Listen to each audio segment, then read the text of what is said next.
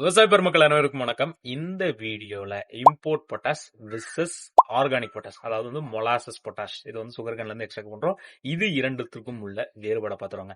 இந்த இம்போர்ட் பொட்டாஷ்ல நமக்கு பொட்டாஷ் வடிவம் ஆக்சைடு வடிவத்தில் 60% கிடைக்கக்கூடியது இருக்கு. இதுவே நம்மளுடைய ஆர்கானிக் பொட்டாஷ்ல 20 இருந்து 30% பொட்டாஷ் வடிவம் ஆக்சைடு வடிவத்தில் கிடைக்கக்கூடியதா இருக்குங்க.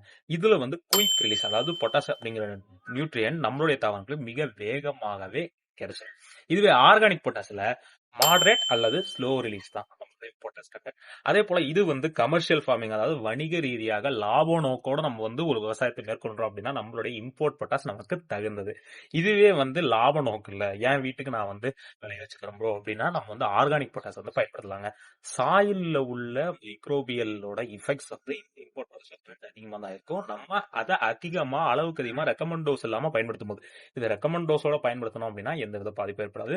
இதுவே இந்த ஆர்கானிக் பொட்டாஷ்ல அதெல்லாம் எதுவுமே இல்லைங்க. சாயில் மைக்ரோப்ஸ் வந்து அது இன்னும் மேம்படுத்தக்கூடியதா வந்து இருக்குதுங்க.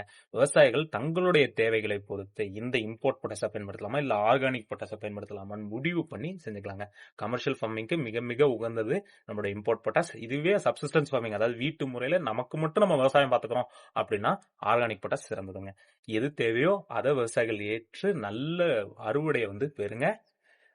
இந்த வீடியோ உங்களுக்கு பிடிச்சிருந்துச்சா மறக்காம லைக் பண்ணி, ஷேர் பண்ணி, சப்ஸ்கிரைப் பண்ணி வச்சுக்கோங்க. அதே போல விவசாயம் தரமான அனைத்து காணொலியிலும் நம்மளுடைய யூடியூப் விவசாய சேனல் மறக்காம லைக் பண்ணி, ஷேர் பண்ணி, கமெண்ட் பண்ணி வச்சுக்கோங்க.